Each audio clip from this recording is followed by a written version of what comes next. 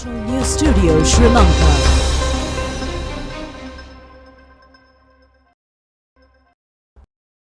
Good evening. Welcome to the National News broadcast coming to you live from the National News Studios here at Rupavahini. I'm Kasini Balachandra. Joining me is Dishan Virakon. Here are your top stories for tonight. Addressing the 55th annual summit of the Asian Development Bank, President says new geopolitical trends may aggravate the economic crisis.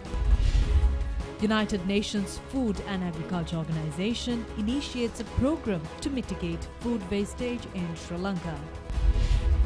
Inaugural meeting of the National Council held under the patronage of the Speaker. Minister Kanchana says the tender for coal procurement will be published by next week. State Finance Minister says import limits on 708 commodities have been relaxed at present. US state Florida severely damaged from Cyclone Ian. Now moving on into those and other stories in detail. President Ranil Wickremesinghe says that the long-standing friendship between Sri Lanka and the Philippines would be promoted by developing Asian regional cooperation. The President made these remarks during his meeting with the President of the Philippines, Ferdinand R. Marcos Jr. in Manila this morning. Philippine President accorded a rousing welcome to President Wickremesinghe upon his arrival at the Malacanan Palace. Following their friendly conversation, the two leaders commenced their bilateral discussions.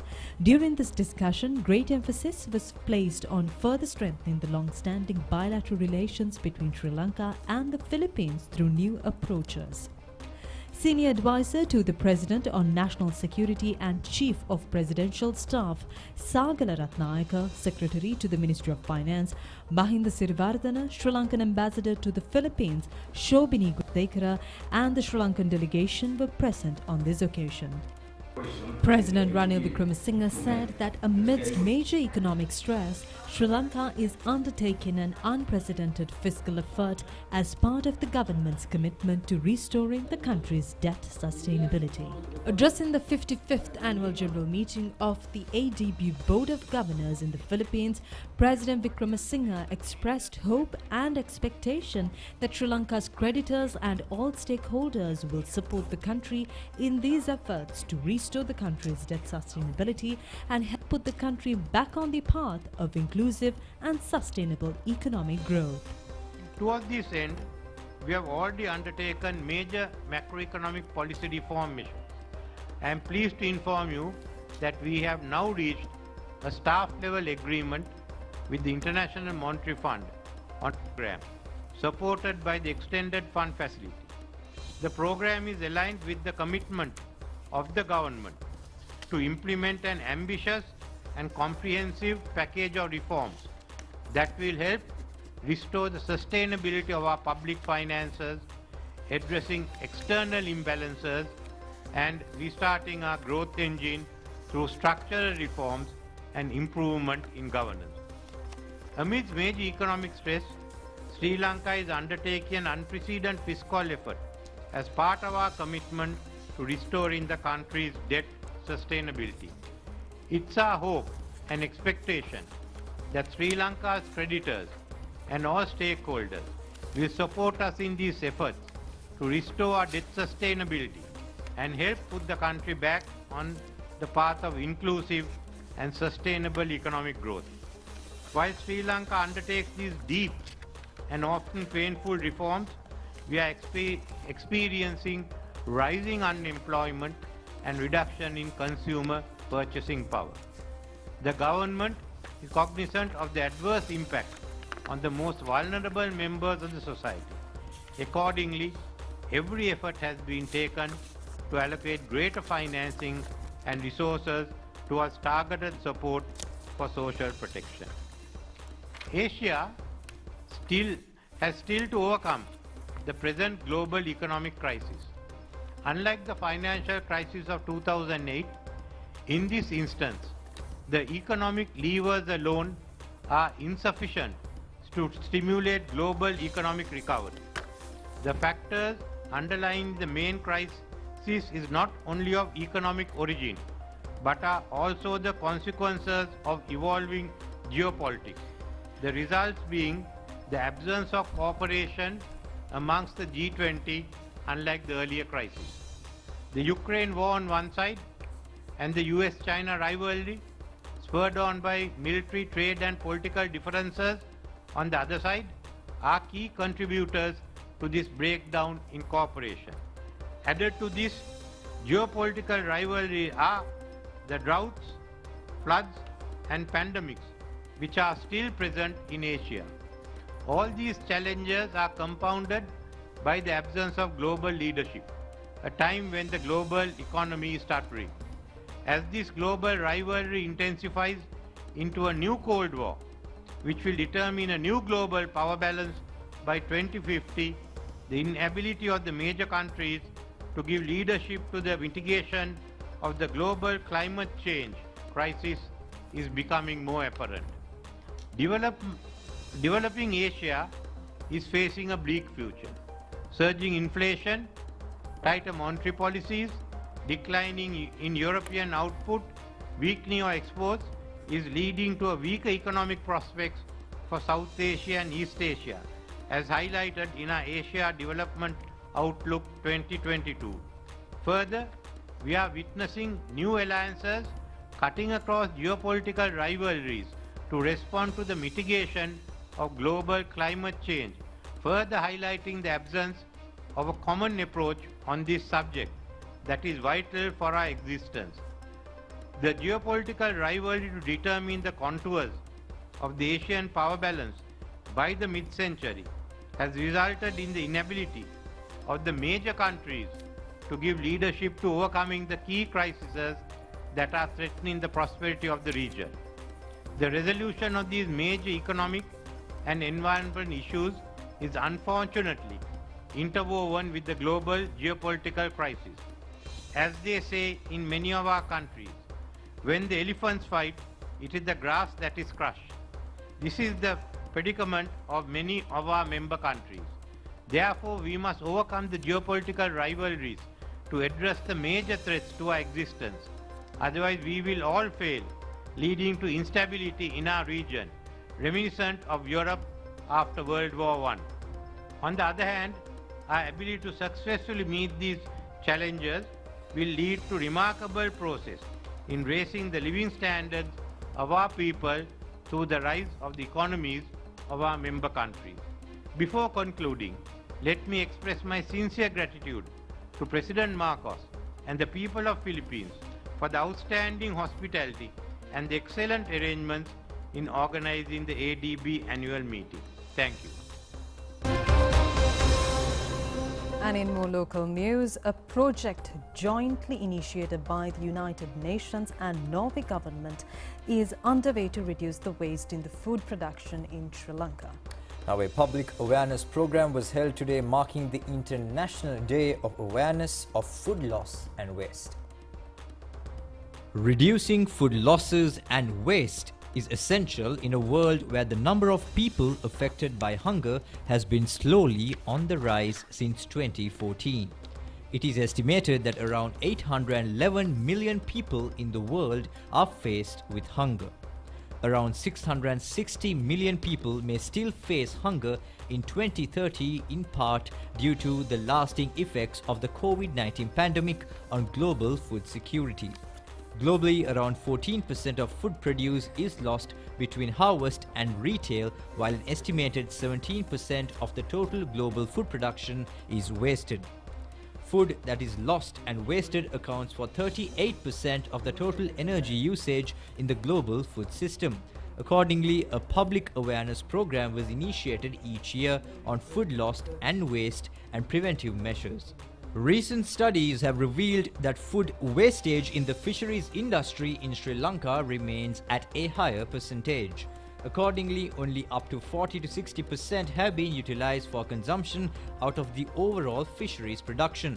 A project has been jointly initiated by the UN Food and Agriculture Organization along with the Norway NORAD Development Agency and the Ministry of Fisheries to mitigate the prevailing issue in the industry.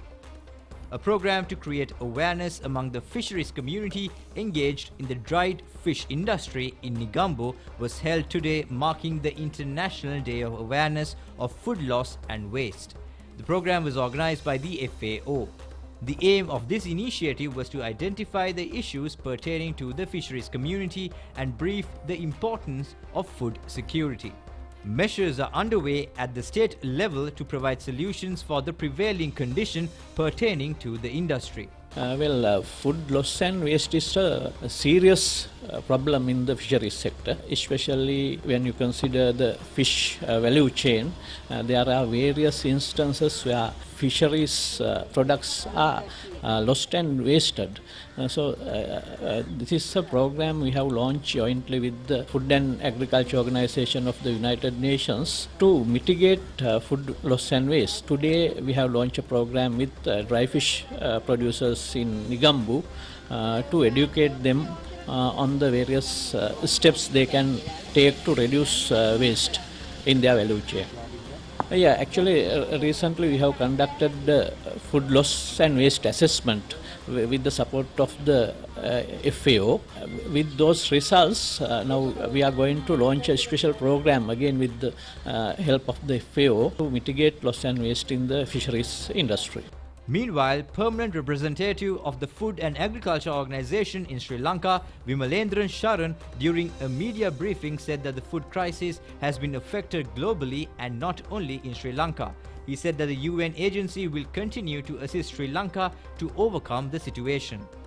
On the food crisis in Sri Lanka, I think we need to understand it in a broader context of what is happening internationally, but also what has happened in the country nationally over the last 2 cropping seasons. If we see the international food market, the commodity market, it's a very heated market.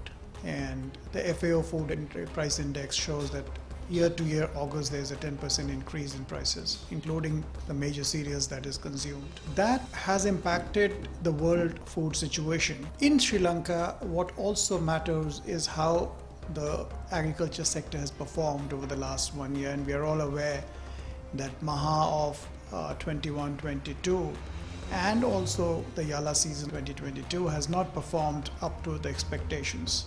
So the reduced agricultural production coupled with the economic crisis, which prevents large-scale import of food commodities into the country, has actually worsened the situation in Sri Lanka. So compared to many other countries, Sri Lanka is facing a more severe problem of food security. USAID has also funded FAO with $40 million to procure TSP. We have issued the expression of interest and we will finalize the tender at the earliest to bring TSP into the country. So there are various sources of funding. We are always looking for funding, and the moment we do find some good donors, we try and secure as much as possible for the country and bring in the inputs in a timely fashion. On the second issue of around nutrition, the question of malnutrition is not new in the country. There has been a situation of children suffering from malnutrition, and we have to understand that again this is a growing problem around the globe. The triple burden of malnutrition around the globe is high. Obesity figures are going high, up and up, not just in poor developing countries, but even in developed nations of the world, whether it be Europe or whether it be USA. So malnutrition is a chronic problem across the globe and is also a problem in the country. So we have to, I always say that we have to acknowledge the problem and then find a solution. Once we know that there is a problem, we will definitely be able to find a solution. And FAO, along with other UN agencies, is working towards that. So our take on it is very simple. Again, it's not something which will vanish from the country overnight. But we have to keep working at it, because every child's life, every child's well-being is the responsibility of the state and all other stakeholders, including the UN agencies working in this sector.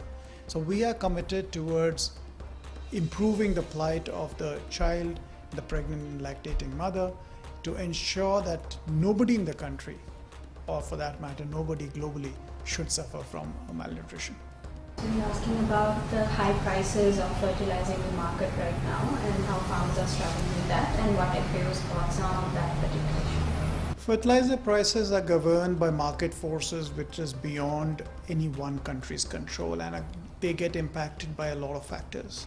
the conflict between Ukraine and Russia is one of the major factors impacting fertilizer prices in the world. Supply constraints which came in because of pandemic and the lasting impact it had later, that's impacting the prices. Fertilizer export bans by some countries impacting the prices. There are multiple factors which come into play. Sadly for us in Sri Lanka, the fertilizer prices went so high that we were not able to really import it given the economic constraints that we faced, because of which there is a dearth of fertilizer in the country. But as we speak, and as I mentioned earlier, there are funding now available through the World Bank, which the government is using to import urea into the country.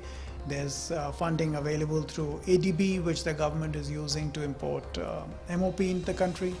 And there's funding available from USAID, which is being used to import TSP in the country. We just hope that this will take care of all the fertilizer requirements. The World Bank has projected that over 150 million people were pushed into poverty globally. So even within Sri Lanka, because of the fall in economic activities over the 2 years, a lot of people who were doing well earlier actually got a hit. And it's taking time to emerge out of that. The problem is that the pandemic got juxtaposed into an economic crisis in Sri Lanka. So from one crisis, Sri Lanka has gone into the next. While the world is recovering, that is not so true of Sri Lanka, which is facing an economic crisis, especially in terms of the foreign exchange reserve, its external debt. So now these new issues which have cropped up, they need to be taken care of for the farmer and for the small enterprises to build up. What FAO does for nutrition, especially for the children.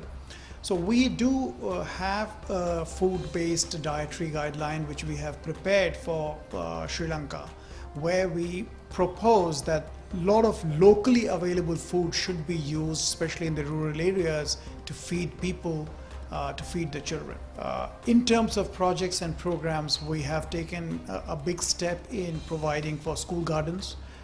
Currently, we are working on 100 school gardens, and we have a plan to work on about 500 more school gardens. This is through our own technical cooperation program funding and also through the funding received from DFAT Australia. With the help of New Zealand government, we are targeting 2,250 families where children suffering from acute malnutrition are found, and we are preparing to provide supplementary nutrition to such children. But we are not going to stop at that. We are also going to provide the same 2,250 families who get supplementary nutrition for the child with home gardens, to ensure that the vegetable production from the home gardens go ahead and meet the micronutrient requirement of the child over a longer period of time, to ensure that the child actually comes out of the malnutrition stage. So it's a very well thought out strategy. We are working with many organizations, including WFP, UNICEF, to ensure that Sri Lanka emerges out of this crisis of nutrition. Taking a look at more local stories, the first meeting of the National Council was convened at the Parliamentary Complex today. The meeting was presided over by Speaker Mahinda Yapa Abeyewardena. Prime Minister Dinesh Gunawardena presented the proposal to the Parliament to establish the National Council on the 20th of September. And it was passed without division. Accordingly, the Council is chaired by Speaker Mahinda Yapa Abeyewardena. Following the first meeting of the National Council, Prime Minister Dinesh Gunawardena said that both the ruling party and the opposition had attended the meeting of the National Council. A decision was reached to appoint 2 subcommittees related to national policies and economic stabilization. The purpose of setting up the Subcommittee on National Policy is to set the common priorities of Parliament to guide the formulation of medium and long-term national policies and reach agreement on the short and medium-term programs related to economic stabilization. Meanwhile, it was decided to meet the National Council on Thursday of every sitting week. In the meantime, Minister Kanchana Wijesekara says the long-term tender for coal procurement will be advertised by next week. In a tweet, the minister said that a spot tender has been advertised following the international competitive bidding method and has been opened for registered coal suppliers and any other prospective coal suppliers capable of supplying coal for the 900 megawatt Lak Vijaya coal power plant within a minimum of 180-day credit facility. The procurement method will be of international competitive bidding and the contract period is from October to December this year.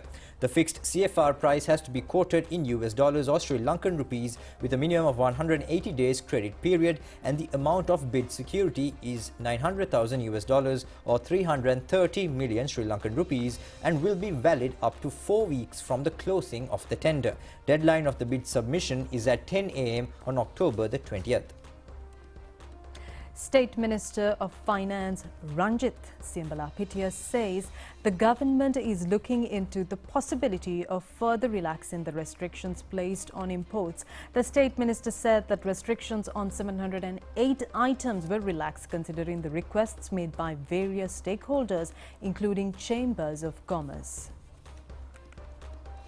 State Minister Ranjit Siambalapitiya made these remarks while engaging in an observational tour at the Department of Imports and Exports Control today. The State Minister pointed out that the government expects to relax the import restrictions in a manner to import necessary raw material required for locally manufactured products while protecting available foreign reserves. He also said that the exports have increased by 12.9% in the last 6 months in this year compared to the previous year. Meanwhile, Minister Bandula Gunawardena says establishing an academy at the Lake House Institute is a turning point in the newspaper industry in the country. Now, he made these remarks while taking part in the inauguration of the Lake House Media Academy yesterday. The Lake House Media Academy was commenced with the participation of experts in the mass media industry. Minister Bandula Gunawardena, State Minister Shantha Bandara, Secretary to the Media Minister and Chairman and Managing Director of Lake House Anusha Palpita, Director General of Government Information Dinith Chintakat Karunaratna and former Director General of Government Information Mohan Sabaranayaka was present at the occasion.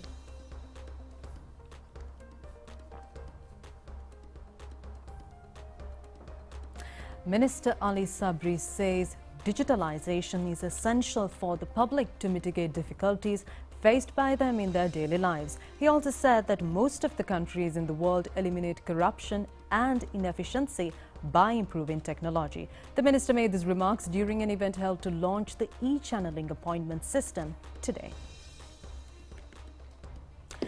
The ministry, together with SLT Mobitel, launched the e-channeling appointment system to facilitate the public to receive effective services at the authentication section of the Consular Affairs Division.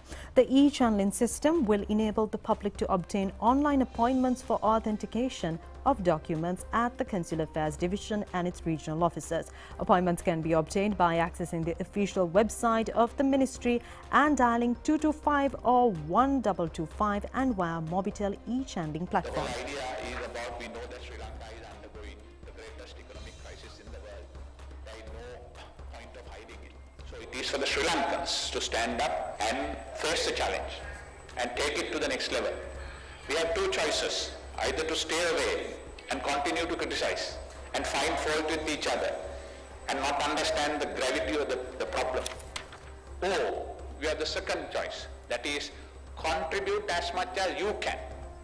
This is an initiative how we can contribute within the areas which we have. If everybody is doing their part on their own desk, that's what it will make a difference. So we thought on the Consular Affairs Division of the Ministry of Foreign Affairs, well, how do we improve the quality of the services that we are going to do it? So this is in that sense a new direction or new initiative in the right direction. So I'm not going to talk much about it. So as you see this, with this, I hope our services will improve. You don't need, we will eliminate the queue just like the QR code, and people can easily get an appointment and get their timing. This is just the beginning. We want to continue to excel on this, and we want to integrate the entire Sri Lankan embassies all over the world and to digitize. It's important that digitalization will take unnecessary power or discretion vested on people. The more people touch different things, that are prone for inefficiency and prone for corruption.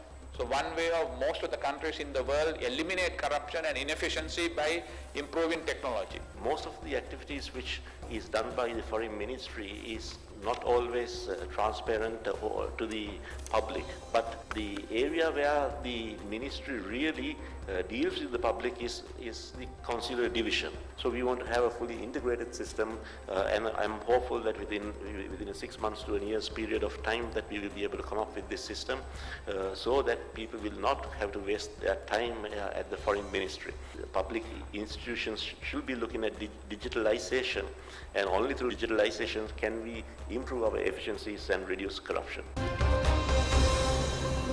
Minister Nimal Siripala de Silva says all sections in the aviation sector have shown a 45% growth in the past decade. The minister made these remarks while addressing the 41st session of the International Civil Aviation Organization taking place in Montreal, Canada.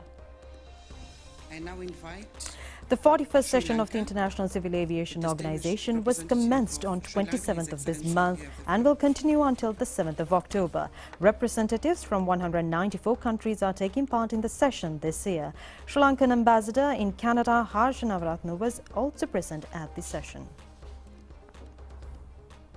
Madam President, President and Secretary General of ICAO, distinguished delegates. At the outset, I extend the warmest felicitation of the government and people of Sri Lanka to address this August Assembly as Minister in charge of Civil Aviation of Sri Lanka. As you all know, for the last decade, the world saw a very promising growth and expansion of the global aviation industry with an average growth rate over 4.5%, registering the highest ever recorded numbers in respect of all key performance indicators in aviation. However, with the emergence and rapid spread of COVID-19 pandemic in 2020, the global community had to experience for the first time in the recent history of humanity severe predicaments in the conduct of typical lifestyle. Of the many industries that affected due to COVID-19, travel and tourism were amongst the key industries affected, triggering major economic downturn and social crisis, such as connectivity, supply chain disruptions, the challenges to food security. Regardless of the geographical size and location and the economic strength, every state in the world was affected and is still struggling to come out from its adverse effect. We are glad that the projected prospect of aviation industry returning to pre-COVID situation is very promising. Madam President, Sri Lanka has a good road and rail transport network which provide access to any part of the island. Every citizen of Sri Lanka has access to an international airport within 100 kilometers from the place of domicile, which meet the global yardstick used for measuring accessibility by air. Sri Lanka's current population is 22 million as of 1st August 2022. A total of 40 million vaccine doses have been administered among its citizens, creating a low COVID-19 risk environment for the trade and travel within the country. This has enabled Sri Lanka to reopen its domestic and international airports, and restrictions imposed on travel and social gathering have been lifted. However, Sri Lanka is at present facing unprecedented economic challenges resulting from a number of factors, including aftermath of COVID-19 pandemic and current global crisis. The government of Sri Lanka is sensitive to the economic hardship faced by the people and is in dialogue with all stakeholders, including domestic and international partners, with regard to stabilizing the situation. In order to minimize the negative impact on the most vulnerable segments of the population and to ensure provisions of an adequate social safety net, targeted preventive measures are being undertaken by the government. Stay tuned for more stories on the other side of this break.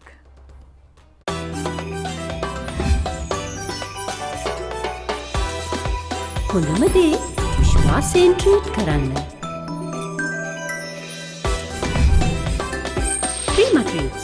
life is a treat.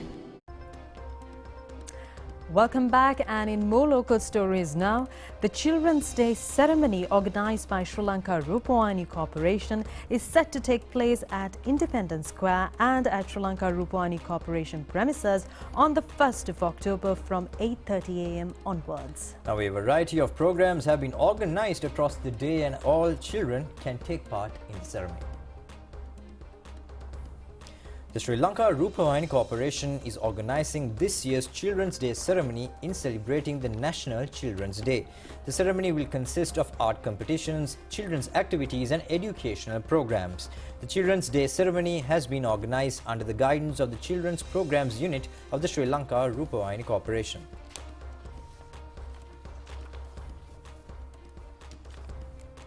Now, the United Kingdom has announced a £3 million of humanitarian package for Sri Lanka, providing vital support to most in need.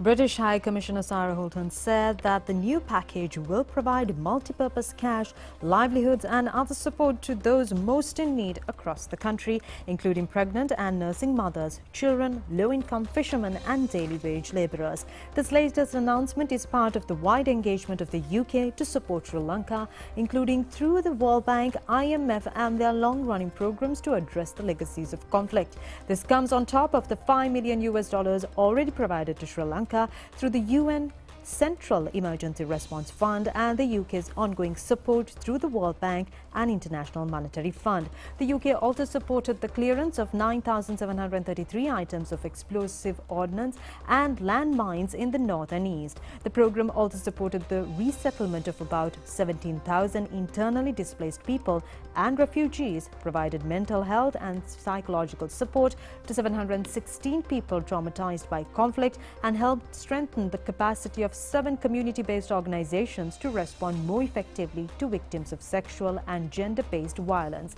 A new £11.3 million follow-up program was announced earlier this year to build on the previous initiative. Happiness is a feeling for yourself, but joy, on the other hand, now that's something you share. Could also be a much-needed getaway from the routines of every day, or even a simple beginning to a grand story of empowerment with those you love and trust. And that is why we make banking enjoyable. HNB, a joy to bank with.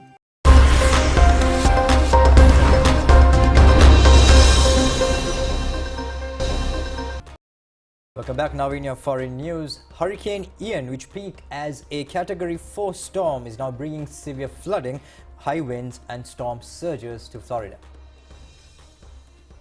It is now losing power as it moves inland and has now been downgraded to a Category 1 system. Florida Governor Ron DeSantis says the state is experiencing a 500-year flood event and warns of historic damage. But more than 2.5 million people have no electricity and cities have been left submerged by flood water. Emergency crews are sawing through fallen trees to reach people who are trapped in their homes, while millions are without mobile service.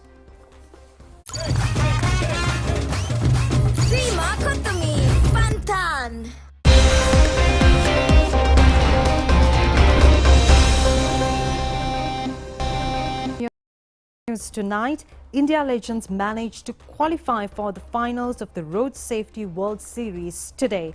Indian legends secured a 5-wicket victory against Australia in the first semi-finals held in Raipur, India. Batting first, Australia legends managed to put up 171 runs for the loss of 5 wickets in their innings. Ben Dunk scored 46 runs for the Australian legends. Chasing a target of 172, India legends were able to chase down the target with 5 wickets in hand. Naman Ojha scored 90 runs not out, while Irfan Pathan scored 39. Shane Watson picked up 2 wickets for Australia. The second semi-final will be held between Sri Lanka legends and West Indies legends tomorrow. The match will be telecast live on ChannelEye from 7:30 p.m. onwards.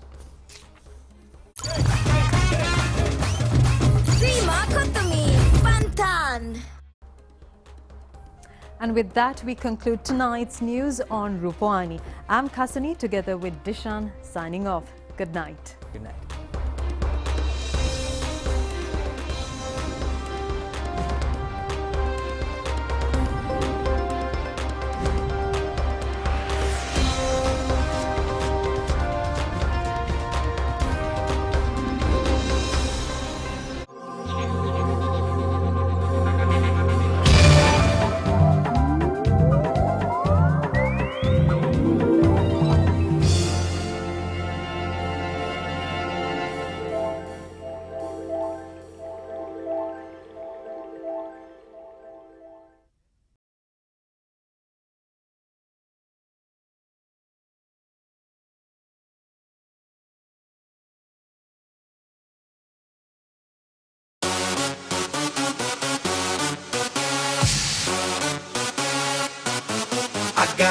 my daddy. Daddy. I feel nice. You look nice. 널 보자마자 나 어머나 땡잡았어. Don't think twice.